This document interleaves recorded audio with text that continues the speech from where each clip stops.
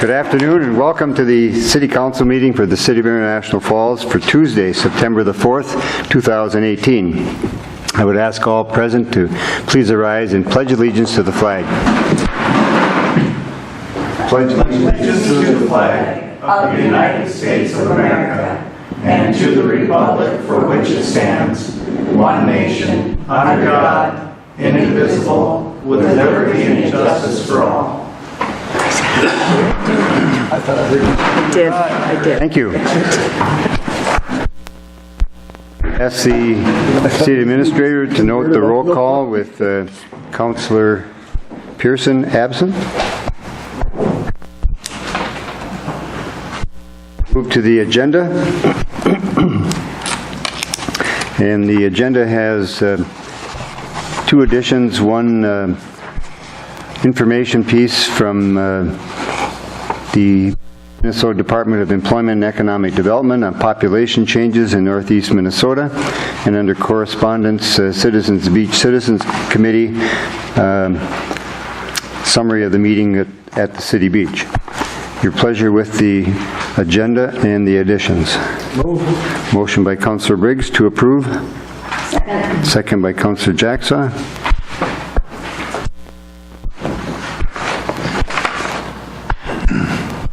Discussion on the motion or the agenda? Hearing none. Question? Aye. I would vote yes. Motion is carried. Agenda is approved with the additions. Thank you.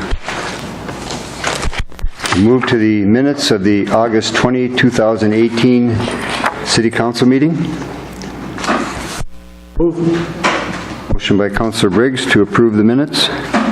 I'll second. Second by Councillor Droba. Question on the motion or the minutes?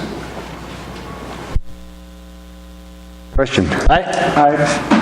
I would vote yes. Motion is carried.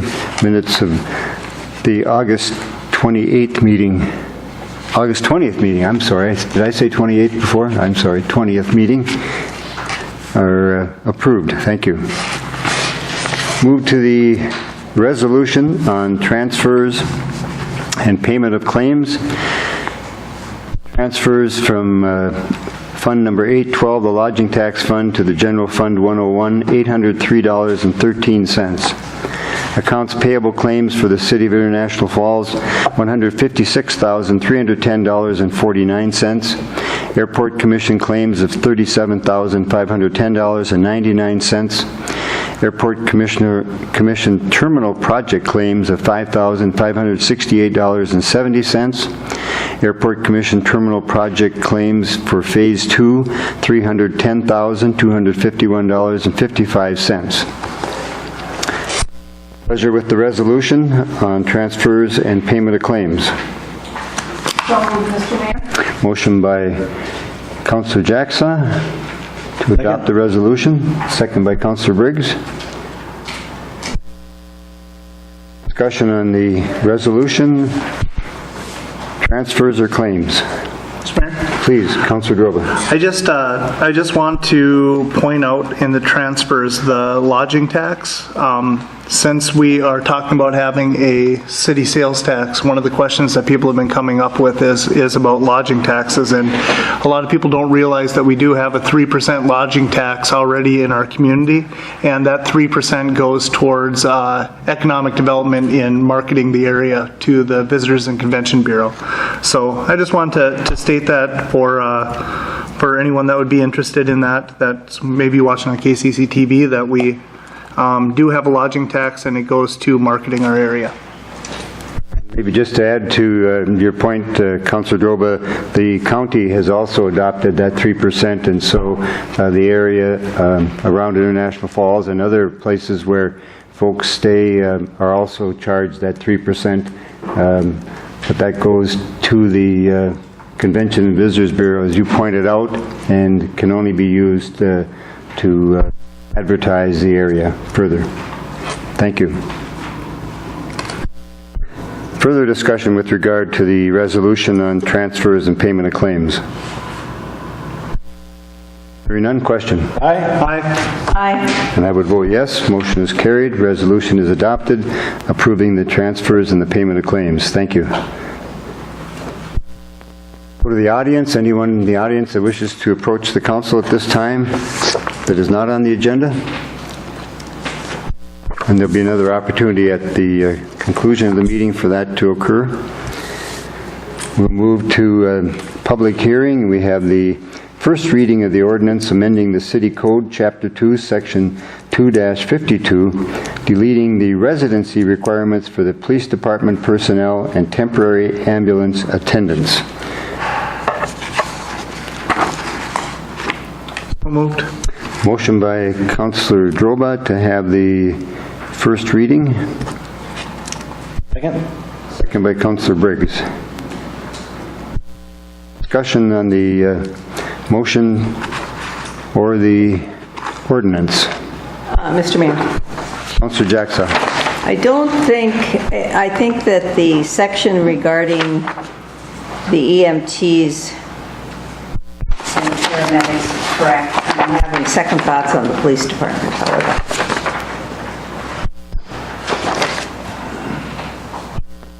Could you point to where about the ordinance that you're referring, please? For the background, the police department is fully staffed. There is no need for living within a response area, as the police department is fully staffed and augmented by the sheriff's department. So we were going to change that. Did we change it? That's just the background. Yeah. City Administrator, please. We didn't That's change just it. background information in the cover memo. The ordinance is on the following 2 pages. The one on the back Oh, side. the police department is crossed out. Okay. That's what I wanted to see.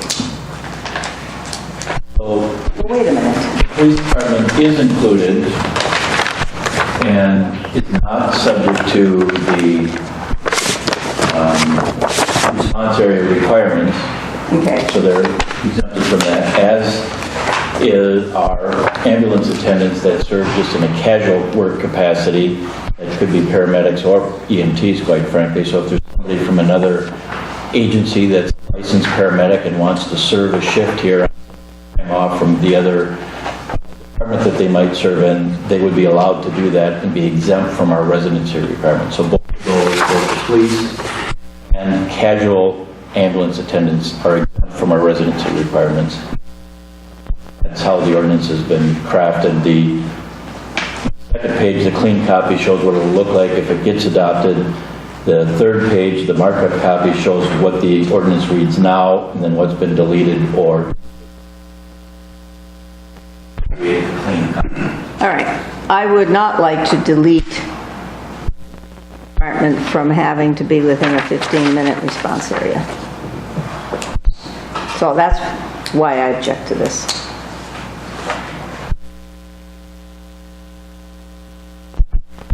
So they would have to live within a 15-minute response area.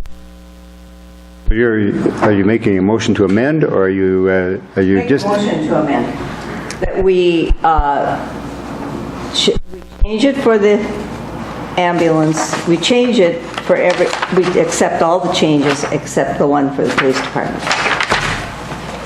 So we're on page 3, where there's a stricken area, and all members of the police department, you're saying that should remain. Right. So you have all street, water, sewer department personnel, city attorney, and police department shall reside within the response time. I'm confused because we went through all this in HR committee, I know. and you were fine with it there. I know. And for the whole reasons that the chief brought up and everything else. I know. I'm totally confused now. Well, you've changed your mind on HR issues too, so, yeah, the insurance thing. So are you making a motion to amend, or are you just speaking against the ordinance? Oh, no, I'm making a motion to amend it. Okay. Is there a second then to the motion to amend the ordinance? I'll second. Second by Councillor Droba. Okay, and All then May I ask Yes, a question? please. Okay, so I wasn't at the HR meeting, and I don't know the reasoning behind it, and I'd love to hear from the chief on the reasons why he would see fit to have it drop from the ordinance, or from the ordinance. Thank you. This was brought to my attention from one of our officers who was contemplating a change of residency outside the city limits. And in reviewing the ordinance, we have for years had officers that live outside the city limits, part-time police department status. I believe that the ordinance would be against that. So we've utilized sheriff's deputies that live all over the county to augment the police department in a part-time capacity. Secondly, I've been with the police department for, I believe, 18 years now. Not one time since I've been here have we had a full department call-in that I can recall. Our officers don't work on an on-call basis. They're not contractually required to be available within any certain response time in their union contracts or in their job descriptions. Simply the ordinance. I feel like an officer, our department is always staffed. We always have people on duty ready to respond to emergencies, and we have the availability to call people in. I don't believe that we should restrict them to a certain response time.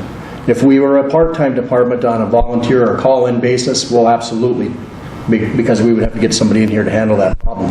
We've got them here. We have other resources that we draw upon until we get our own officers back into place, should that, that be the need.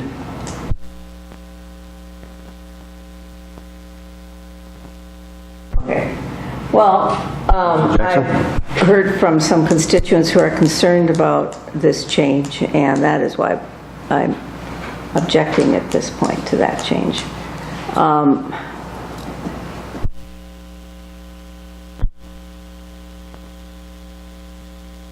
There may be good reason, but it is in the ordinance, and I think it was crafted with the idea that strengthen the city when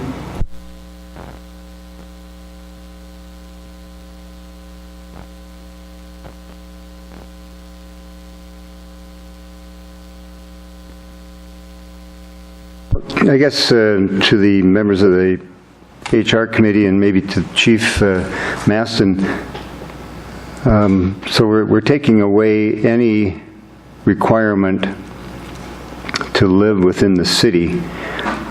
Is there any requirement to live in the county? Or is there any, and I'm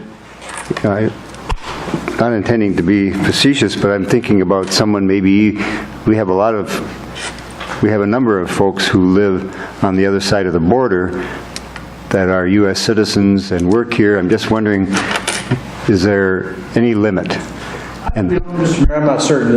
The county may very well have a stipulation that to be a sheriff's deputy, you have to reside somewhere within Coochin County. Thought process behind that probably is they have take-home squads. They take county equipment home with them all the time. So there's some accountability there. When we get off duty, and we have 4 days off or whatever the contract gives them, there's nothing that says that these officers have to be available, be put on call at all. Residency issues have been challenged all over the United States for various reasons. Oftentimes, the officers or the unions representing the officers are successful in this. So it's been an issue for quite some time. I, for one, have no concern with my officers living outside of our area.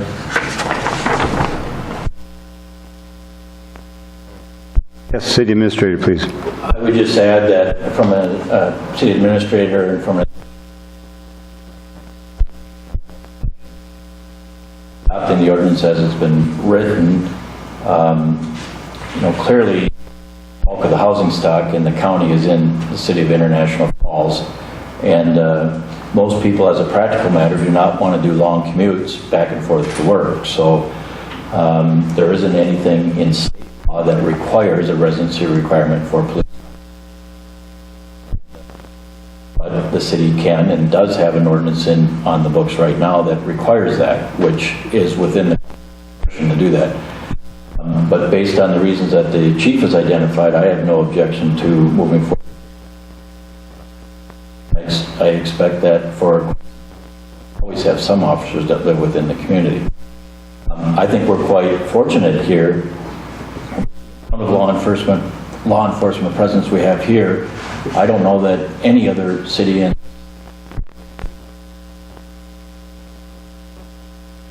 Border Patrol, the DNR, Voyageurs National Park Rangers, and as well as the sheriff cooperate very well. And we have a highly professional police force, so I don't really have an objection with this.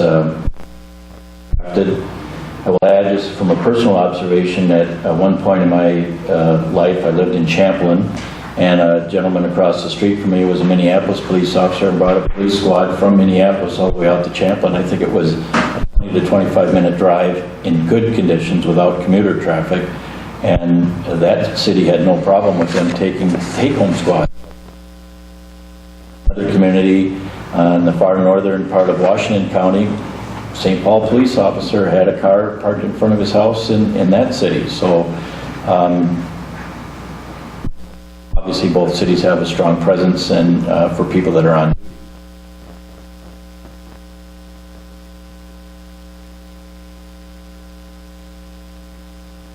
Please. I would also think in the hiring process for new officers, you know, the hiring committee can make the decision, you know, when you have an applicant, you know, you may not have applicants that live within the city, you know, and if you do, you certainly have that option to hire that someone if you feel strongly enough they want somebody that actually lives within the city. Okay, I think the reasons are pretty cogent. I will relay those arguments to my constituents who are out there objecting to this, so I have no response to those good arguments at this point. I had one citizen ask about this, and well, there is concern on the part of citizens. It used to be, anyway, that there was more of a residency requirement, and speaking as my druthers would be that everybody who works for the city lives in the city. But, you know, I realize after listening to all the arguments that we can't demand that. Okay, further discussion. So we have the amendment to include members of the police department in the ordinance. So we'll call the question on the amendment first, which would be to include the police department in the ordinance. No. No. No. I'll vote no. So the 4 noes, the ordinance fails, and then we'll go to the main motion and the first reading of the ordinance. Question? Yes. I'll vote yes. Motion is carried. First reading of the ordinance to amend the city code on Chapter 2, Section 2-52 on residency requirements is approved. Thank you. Mr. Mayor, I think the discussion is useful because it makes the argument and explains the rationale for this decision. So I appreciate that. Thank you.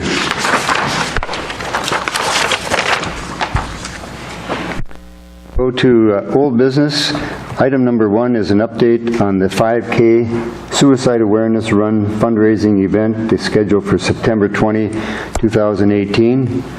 City Administrator. Thank you, Mr. Mayor. At the last meeting, the City Council had approved the 5K as a fundraiser for suicide awareness and prevention, and this particular request came before the City Council by a gentleman named Douglas Smith, who happens to be a Customs and Border Protection officer in the city of Pembina, North Dakota, and he's been spearheading suicide awareness since he's had family members that have committed suicide, and apparently there's been other either officers or members in the Customs and Border Protection that have had to experience this. So they're hoping to have a fundraiser as part of the 5K run here on September 20th in the city of International Falls, and at the last meeting the council approved it, but it asked for some additional information about, I think, to synthesize it, basically to talk about how we might look at having the funds directed more locally here versus going to the PS, so or AFSP, which is the American Pension. So I provided a lot of information in the packet here. You can see that that particular organization is a national organization, but they have chapters throughout every state of the union. Primarily, their 4 core strategies are to, number 1, fund scientific research, number 2, to educate the public about mental health and suicide prevention, number 3, to advocate for public policies in mental health and suicide prevention. And those policies, of course, will be based on research that shows how behaviors and symptoms can be identified to prevent suicide. And number 4, supporting survivors of suicide loss and then those that might be affected by suicide as part of their overall mission as a national organization. As I pointed out, there's 50 states and they each have a local chapter.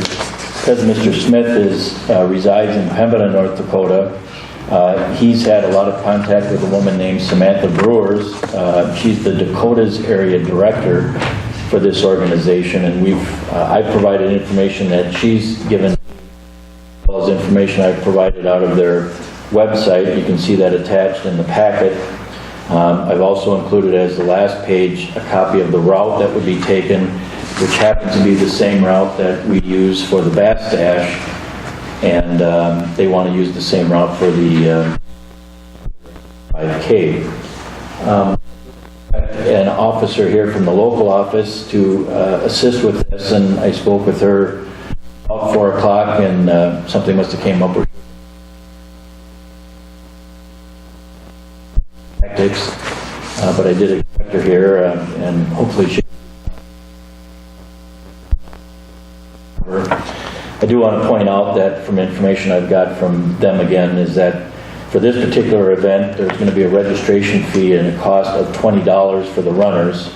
There's other people that want to donate to the event. There'd be a cost of $10. That donation will get them a challenge coin, and it has the American Foundation for Suicide Prevention, the logo, and some kind of a message on one side of it. I believe it has Customs and Border Protection logo or other information on the other side.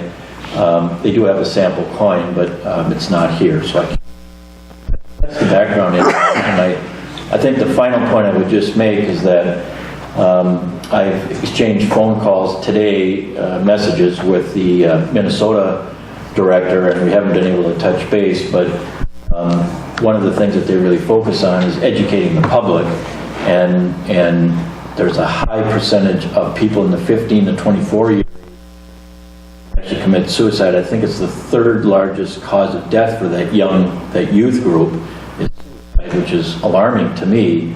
So part of what they do is education sessions with people in school.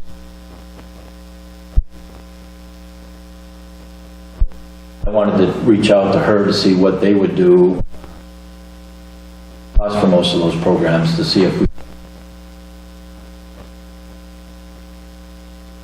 in the principals or in other benefit from the fundraising that we do.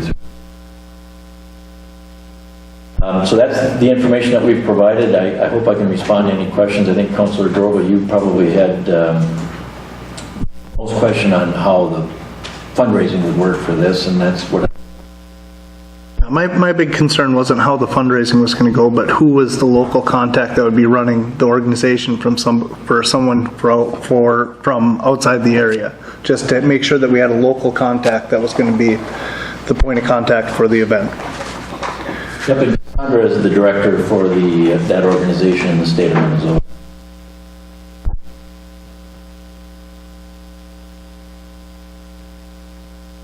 All very dedicated to it. One of the parents are actually live in International.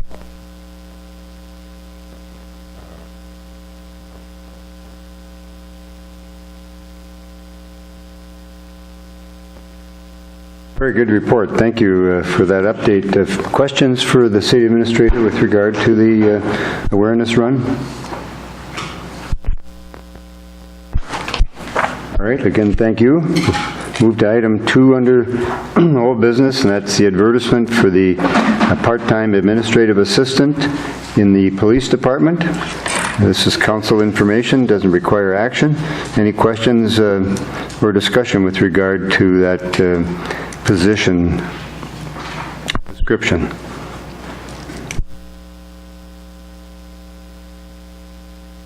Hearing none, thank you. We'll move to item 3 under old business, and that's further another advertisement for the full-time information services administrator that would be doing the technical work, computer science, management information systems for the city. Questions or discussions with regard to that? Mayor, Please. I would just point out for both positions that application packets are at the Minnesota Workforce Center, which is located at the Rainy River College, and we'll be accepting applications through the 14th till noon.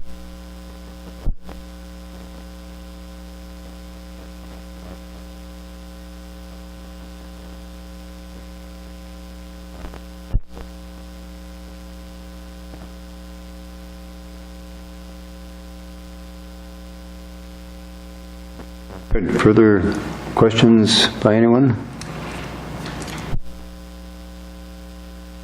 Thank you. We'll move to the consent agenda and a request to authorize travel and lodging expenses for the mayor to attend the Minnesota Mayors Together conversations. That meeting would be held in Rochester on October 4th and 5th, and in Wilmer, December 6th and 7th. I've attended one meeting in Bemidji and one in Duluth so far, and would like to attend these also.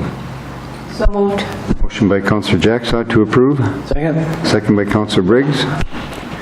Discussion on the motion. Oh, excuse me, no discussion on consent agenda.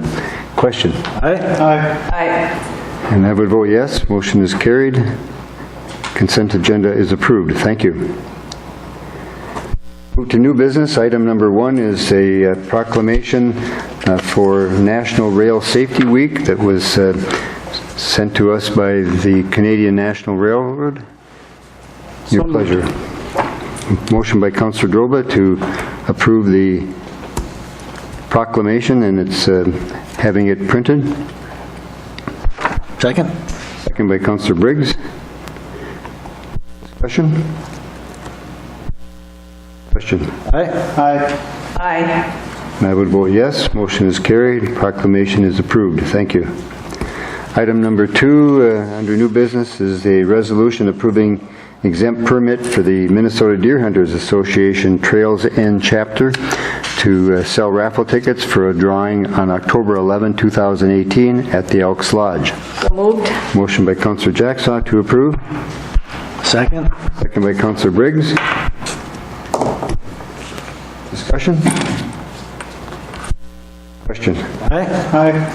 Aye. I would vote yes, motion is carried, and resolution is adopted approving the application for the exempt permit.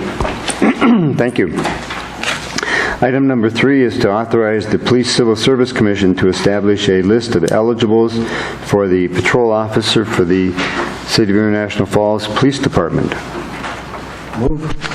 Motion by Councillor Briggs. I'll second. Second by Councillor Droba. Questions or discussion?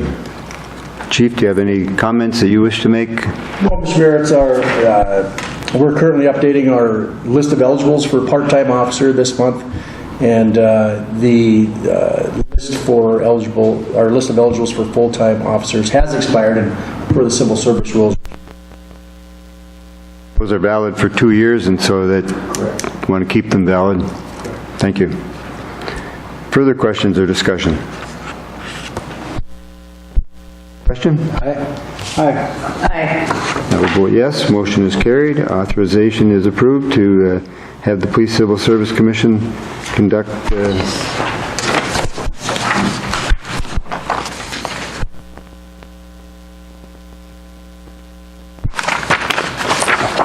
Item number 4 under new business is to approve the 2019 Voluntary Fire Assistance Matching Grant of $2,500 from the Minnesota DNR for fire department assistance. Chief Manassa, do you want to present anything there?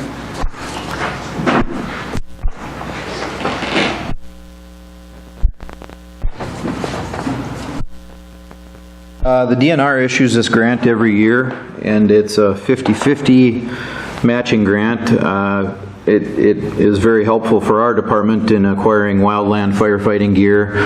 We can use it for the lighter turnout gears that we wear for brush fires, or certain equipments fall under that as well. So again, we've tried to make use of this every year it's come along, and it's keep our stuff current, and it's been a very useful tool for us. So to authorize the signatures would just be allowing us to spend our $2,500 and state to match it, so we can get some turnout gear or pump packs or whatever we may need.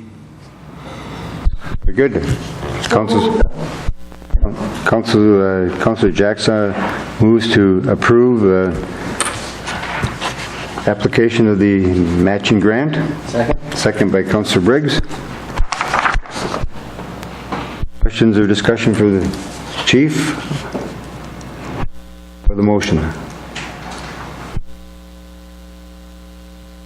Hearing none. Question? Aye. Aye. I would vote yes. Motion is carried. Approval is given. Thank you. Thank you. Item number 5 is to authorize submitting a grant application to the State Fire Marshal for turnout gear. Washer Extractor Dryer Program, 10% local match funds and authorized signatures. Chief Manassa. Again, this is a grant opportunity from the State Fire Marshal's office. I apologize, I don't have my stuff in front of me. Our printer was jammed up before the meeting here, but washer extractor dryers are specially made for fire turnout gear. The NFPA has very tight regulations on our turnout gear, and as you guys probably remember, we just spent a lot of money on this stuff, about $50,000 the last time around. There's very strict guidelines on how you wash with water temperature, chemical used, spin speed for drying it. There's a lot that goes into it. And then the drying as well, you can't just throw them into a regular clothes wash or clothes dryer. They have to be either air dried or put into a drying rack. The State Fire Marshal has been very cognizant of these expenses and things that go along with it, and trying to help fire departments remain compliant. They did not do this last year. They did it the year before, and they maxed out their grants right away, and they've tried very hard to get that again, and again this year is available. So it's a 10% local match on the funding for the extractor and the dryer. Off the top of my head, the washer is about $8,000 and the dryer is $6,000, if I remember correctly. Again, I don't have my stuff in front of me. Anyway, they do match, so our match would be 10% of that. And the big push on this is the cancer awareness for firefighters.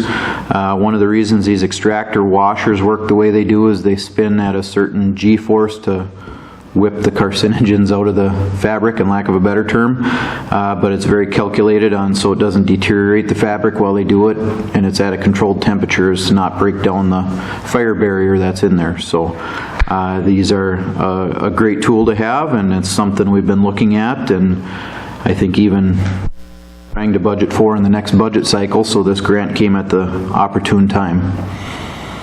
Okay, Council's pleasure with submitting the grant application. Move. Motion by Councilor Briggs, Second. second by Councilor Jackson. Discussion. Councilor Droba. So if the equipment's $14,000 you're going to be looking at putting that into your budget for next year, and then in the event that we get the grant, we'll have less, is that right? The timing on this was very interesting. So we had our initial budget meetings where we had submitted this price into our capital outlay, and the grant came out the next day, I think. So I'm not sure, the budget isn't finalized yet, so I'm not sure how we want to go about that exactly. The reason this is on the agenda for tonight, one of the stipulations of the grant program, is that we have a letter from our local jurisdiction, meaning counselors and overseeing anyway, that we would be authorized to spend that money should we submit for the grant. I believe in the past, there's been maybe some problems with some other fire departments that submitted for the grant, and then when they went to spend the money, they didn't have the authorization, so they're kind of being a step ahead of it. So not to sidestep your question, I don't know that we exactly figured that out at this point in time yet, so I might defer to the city administrator on that and see what would maybe be the best option there. Mayor, Council, I think that's what I would propose. If the council wants to move forward and we'll start preparing the grant application, but I think it would be % local match. Anytime you can get 90% share, it makes sense.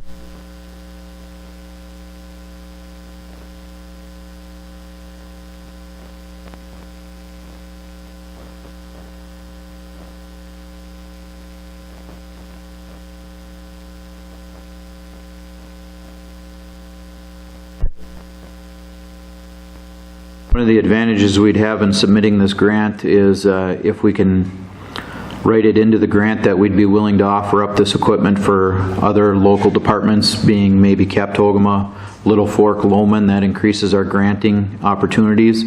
Virginia Fire Department did get one of these grants a couple of years ago, and they've opened it up to surrounding fire companies to use their equipment.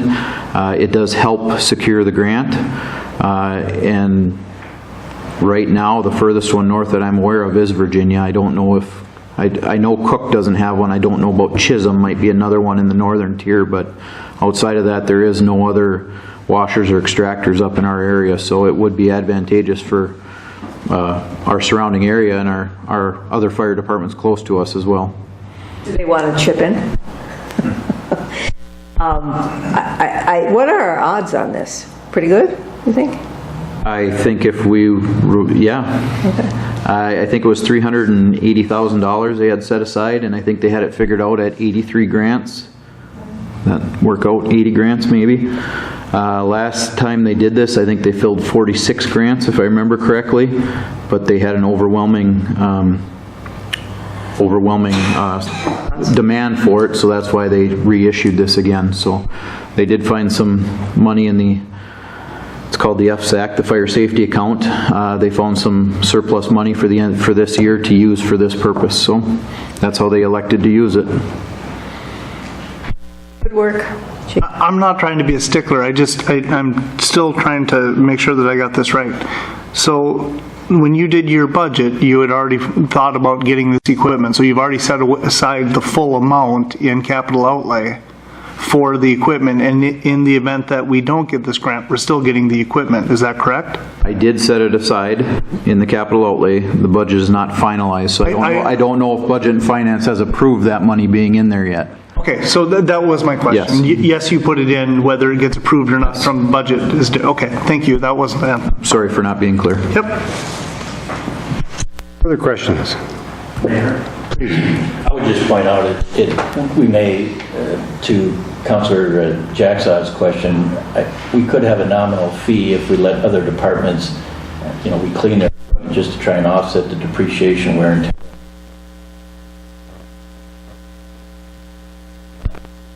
Offset our time and that cost, and then it would also be much more financially in the best interest of those other departments also to bring it up here versus having.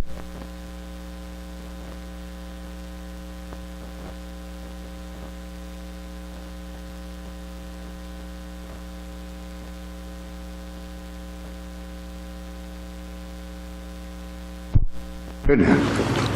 Further discussion?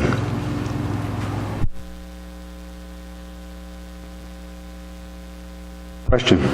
Aye. Aye. I would vote yes. The motion is carried, authorizing the grant application. Thank you.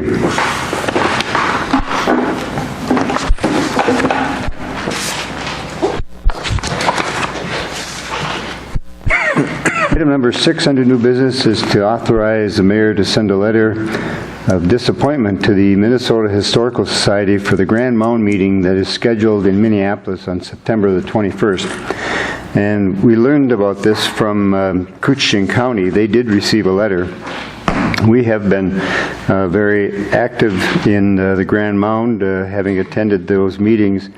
We did not receive notice of the September 21st meeting. We believe it's a meeting to maybe announce what their intentions are with regard to the Grand Mound facility. So, your pleasure with sending a letter of disappointment for having the meeting in the Twin Cities and not in Couchiching County where the Grand Mound is located. So moved. Motion by Councillor Briggs. Second by Councillor Jackson. Questions or discussion? Have any effect? I don't know. I know the county has taken the same action. They have sent a letter also. And I've talked to some citizens who are of native descent, and they are calling and concerned about this.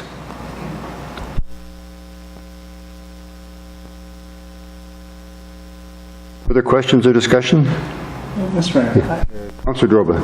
I just don't understand why this is our issue. The letter was to the Couchiching County Commissioners, and I realize that you especially have been very active in this, but to me, it just seems like it's a county informational meeting, and it's their issue at hand. I don't know why the city's being involved in it. Why we would write a letter.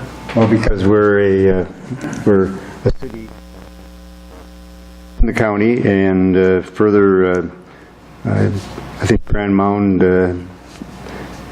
having been at one time open for citizens to visit, is certainly action for this community. So I think that able to express ourselves at a meeting as we have in the past would be helpful, but not sure running down to the Twin Cities to hear what they have to say is going to be fruitful. Disappointed they've had all the other meetings here, but now this one they decide to have in Twin Cities. Anybody gonna go? That I know of. Now, I did have two citizens this morning that had called and asked if there was a bus going that they would be interested in going. Dr. Wally Simpson and his wife used to be the president of Rainy River Community College, very concerned about Grand.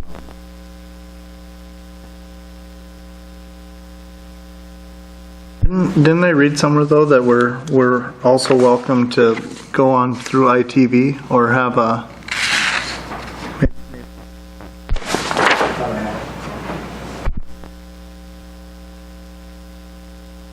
Could have at the bottom of the page one here, could have an audio conference call. okay.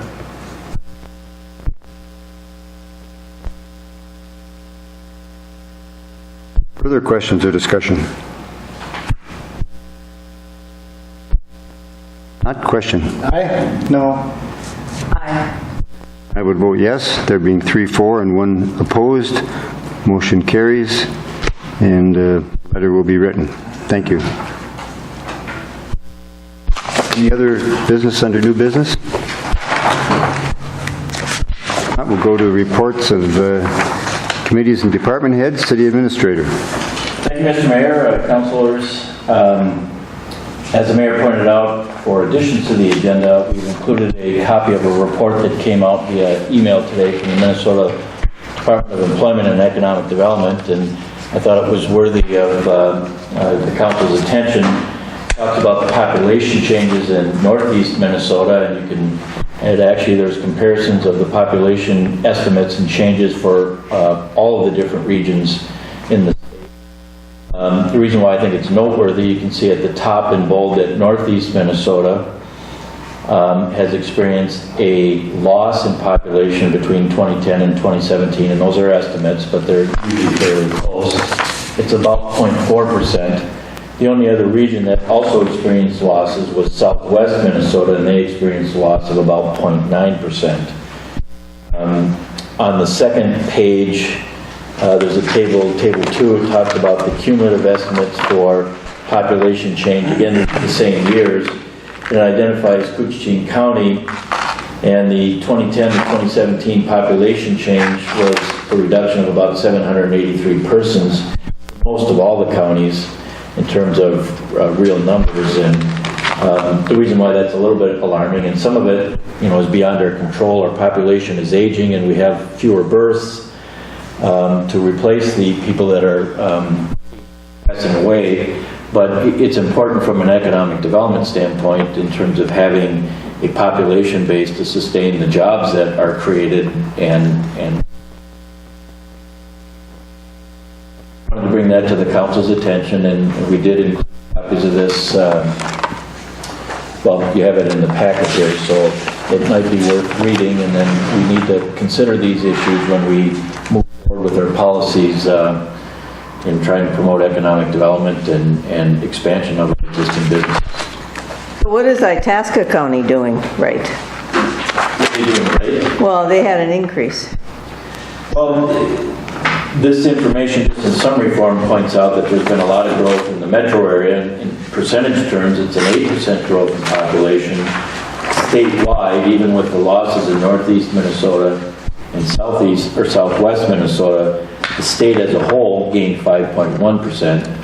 But we, of course, have lost, and then Coochin County was the highest percentage, highest loss in population compared to the other counties in the northeast metro of the state. Point out that the growth has been most intense in the metro area and central Minnesota, and so Itasca County is kind of on the fringe of that metro area. To try and enlarge their population. I don't know what year that happened, but Grand Rapids did. Grand Rapids Yeah. did. So I don't know when that showed up, if that was pre-2010 or post. That would have an impact on these numbers as well. On Grand Rapids. Why would that Because they're in have? Itasca County. Yeah, but Itasca County would still be Itasca County. They wouldn't have. Yeah, that's right. Sorry. I've just, one of the things that Itasca County has is a lot of lakes. There's a lot of development around the lakes too that they're able to. It was Cook County, I guess. Well, and this is just general information. When you really want to start doing comparisons, you got to kind of drill down to the details. And I used to work in the Brainerd Lakes area, and a lot of growth. The county was experiencing a lot of growth, but part of that is because it's, and people don't mind, a lot of the growth is in seasonal homes or cabins. And in the city I worked in, 65% of all the residential structures were seasonal recreational, non-homesteaded. And that's just an unheard ofly high number. But it's an easy commute to go up on a Friday afternoon and spend the weekend and go back to the cities on Sunday. And so you saw a lot of people that lived in the metro area or the fringes of the metro area, cabins, and when they retire, then they oftentimes retire in that area. So that is fueling some of that growth in central Minnesota. And there's an abundance of lakes, and people like to retire.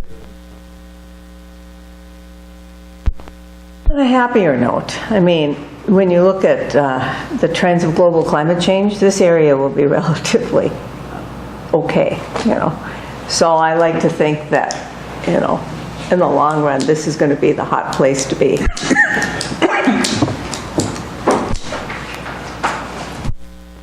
Thank you for that information. I've tried to figure out those numbers in Table 2, but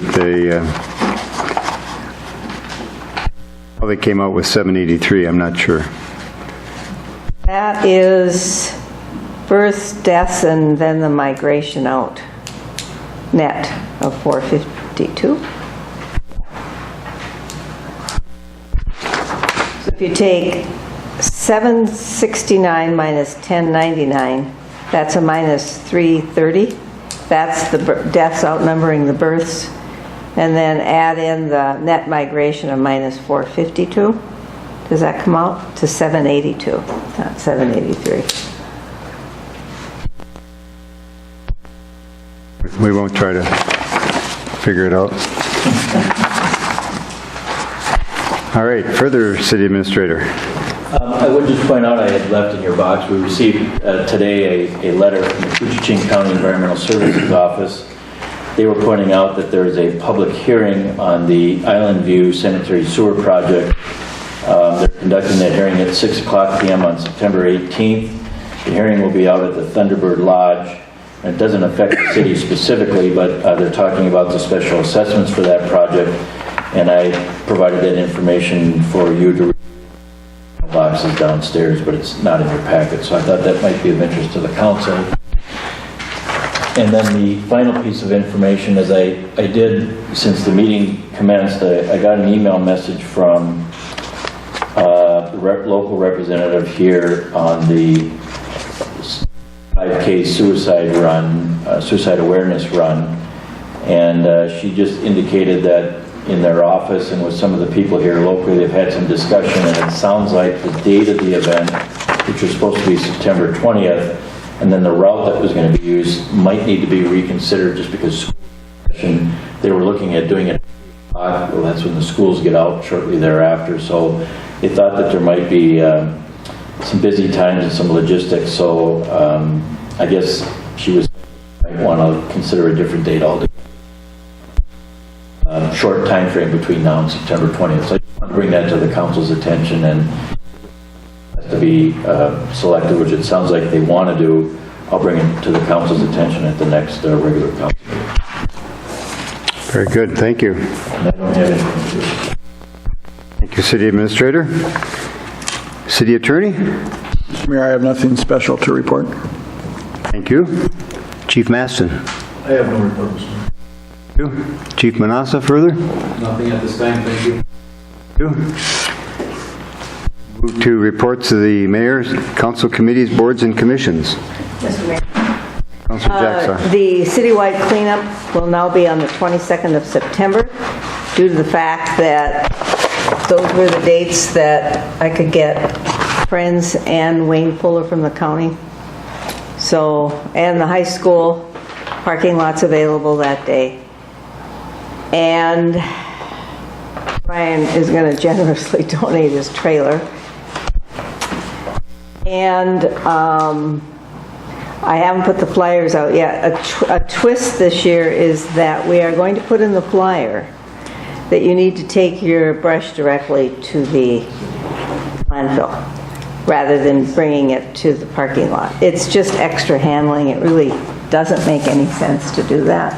And we're short on rollouts this year, so it makes it much more difficult to do it. Due to usually Friends helps us with that, and theirs is all out on loan. Theirs are all out on loan, and so we got some things to iron out here. But we're shooting for we are going to do it on the 22nd. It'll all work out. But I haven't sent the flyers out yet, and I will be putting that in there to put the brush directly to the landfill. And what we agreed with last year was to pay Friends for any garbage that exceeded pounds.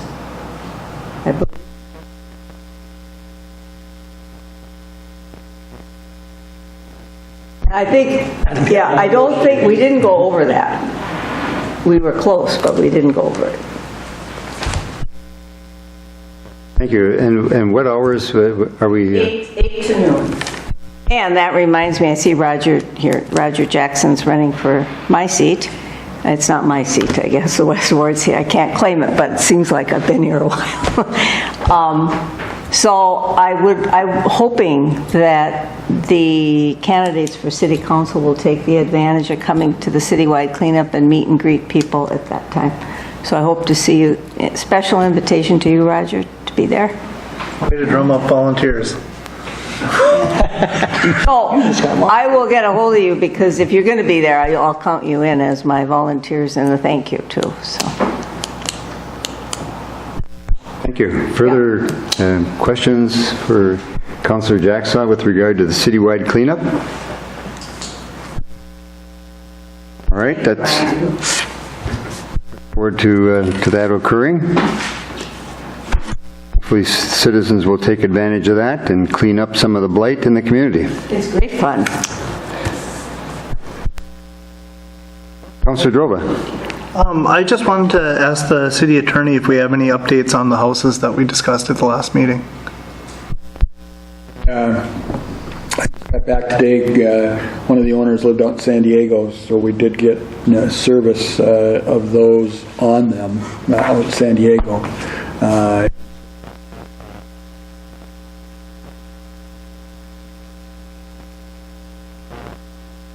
Process. They have a period of time in which We've sent out the complaints have anyways. them served. Okay. Our obligation is to have them served, and then if they don't react in time, then we file them with the court, and we get a court order, and then we're able to take them down.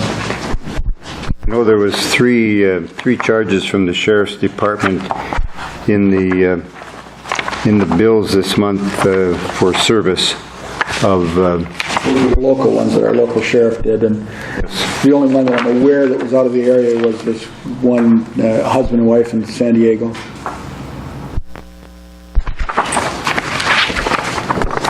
I do have a question while we're... Councillor Jackson. I know, I was going through the last fund balance report, and I noticed there was a negative balance in the sewer district fund clearing account. Mr. Mayor, councilors, there is a small one, and again, that's where we get some money up front from the sewer district, so it just depends on the timing and the number of payrolls. I don't know what the amount is, but I did note that as well, and so we get funded by the sewer district to process their payroll. So they're not fronting enough money. Well, if it continues, that would be correct, and so I noted that as well. And I have one more thing that I'd like to bring up. I don't know if anyone else in here has noticed, and I've already talked to the police chief about it, but there have been some very strong enforcement on parking tickets and calendar parking, and I have been talked to by a handful of people in our community that are unhappy about this. And I am just going to state for the record that I am very, very happy that we are strictly enforcing our calendar parking, and that it's going to help out for all purposes of calendar parking, which is emergency services, to be able to have our ambulances and fire trucks to be able to get through our narrow roads. It's going to help out with our street sweeping at this time of year. We actually saw a piece of it this last week with the horrible storm that we had, which I'd like to give a huge debt of gratitude to Public Works for getting out there and cleaning it as fast as they possibly can. But again, with that, they were trying to get out these loaders and this equipment and try to get down our narrow roads with people parked across from each other. So if calendar parking continues like this, we won't have those problems again. And then obviously we're getting ready to get into our snowy season, which is our plowing season, and nobody wants to see their cars plowed in. But with that being said, we don't have a lot of options if people aren't adhering to our calendar parking. So I'd like to give huge kudos to the police department for enforcing the calendar parking, making a huge difference. I will be paying my ticket very soon. I was one of the ones who got a ticket on, I think it was Friday last week. So I just want to say I'm not immune to making bad decisions. With that being said, I'm very, very happy that we're enforcing calendar parking. Actually, we're pretty nice about it, because down in Minneapolis, they just haul your car away and put it in the impounding. To get it out of there is $200. So we could be far worse than, what is our fee? $20. $20. We could raise that. No, we just did. Hold up. And then secondly, I would like to say I agree with you. I got picked up twice now. No seatbelt, right? First time I thanked him I had. The second time it was a little hard for me too, but as a counselor you end up having to be very gracious about it. Very good work. On that, I noticed on social media, people were grousing the fact that they were getting ticketed for parking on their own property. I don't know the specifics, but my guess is they were probably on the right-of-way, not their own property. And they need to understand just that you drive up over the curb and park between the curb and the sidewalk. That's probably not your property, it's city property, it's right away. Oh, It's they're just to parking clarify on the that for the boulevard? people on social media because, And it's also illegal to drive over our curbs. Yeah. right. Park in your front yard. Yeah, That's right, illegal. exactly. I mean, people need to understand that that's, just because you mow it doesn't mean it's yours. Mr. Mayor, if I could comment on that. Chief, thank you. Ted Brokaw reached out to me after the storm and discussed the problems that he was having cleaning the streets, just like Councilor Droba just mentioned. And you know, it's, part of the problem has been on the police department for a number of years because we haven't aggressively enforced our parking ordinances. Like most ordinances, we've let them be complaint driven rather than pay all year round. I think that was doing our citizens probably a disservice, more than giving them a break. Sends a mixed message, but the ordinance says what it says, and it's our intention to completely follow the ordinance and not have it be complaint driven. We're going to enforce our parking ordinances around town. I feel like the parking has gotten very out of control. Wrong side of the road, wrong direction, over curbs. You can't park in the wrong direction, huh? No, and so we're going to address that. But one thing to keep in mind too is historically in the summertime we normally would give a lot of leeway there. We wouldn't write a lot of tickets. We still have that ability to do that. It's in the ordinance that if the council decides, we can suspend calendar parking during certain times of the year. Put that out there. We're going to follow what the ordinance says. You guys get to do whatever. Well, and I would join Councilor Droba in thanking you for that. I also have had calls with regard to trailers and trailer camping units parking for days and maybe weeks on some streets, and so hopefully they're not immune from the calendar parking provisions. We've written citations on tags on campers, in which our next step would then be to tow it. We've had conversation with homeowners and had campers moved, so we're working on it, right? But there's been a lot of years of practice a certain way, so we're Good work, thank you. Very much so. Further under council committees, boards, and commissions, I would just bring to your attention the City Beach Citizens Committee, the summary of the meeting, and just 2 points that I would like to bring forth there. One is the committee would like to, and we have $2,000 from the Packaging Corporation of America Safety Committee to do improvements for playground equipment at the city beach.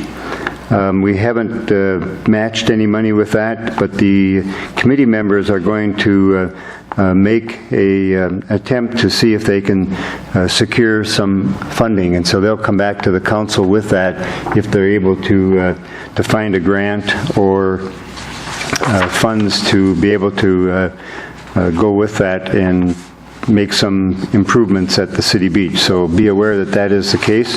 Secondly, the caretakers out there this year have done a fine job, and they are very interested in returning for the 2019 summer. So have that also. And then under the mayor's report, on Monday, the 27th of August, we had the Highway 53 visual quality meeting, and the most disappointing item under that is that they are intent on removing the stop-and-go light at 7th Street and 3rd Avenue. And I think that certainly is going to be a problem for our equipment that comes out of the city garage, loaders, graders, trucks. Also a problem for the business on the other side of 3rd Avenue at Northern Lumber. They receive many trucks, 18-wheelers, delivering materials there. And so it's something we're going to either have to challenge politically and go above the a visual quality committee and MnDOT, or we're going to have to come up with the funding ourselves, and that would be about $250,000 to put up a stop-and-go light by the city. Lastly, I would bring to your attention the new city map. Public Works Committee has been working with the Public Works Department. Councilor Droba and I have been pushing to get that. If you get up close enough, you can see it's in color. It looks to be more black and white, but it really does have color in it. And I don't know if the plexiglass takes away some of the brightness of the colors, but it is a colored map, and you can see some of the roofs of buildings that are different colors. This is a lot bigger, isn't it? No, it's the same size, but we did lower it, and if you see at the top, we had some holes up there. At one time, we had it way up next to the ceiling, and we lowered it down because folks wanted to be able to look at it, and so we brought it down to the height of the... So just wanted to bring that to your attention. Further, under council committees, boards, and commissions. Nothing. Anyone else in the audience that would like to bring anything to the attention of the council at this time? If not, the next regular city council meeting will be September 17th. That's on Monday at 4:30. And we will hear further on the awareness run either before that or at that time. Nothing further to come before the council. We'll stand adjourned. Thank you.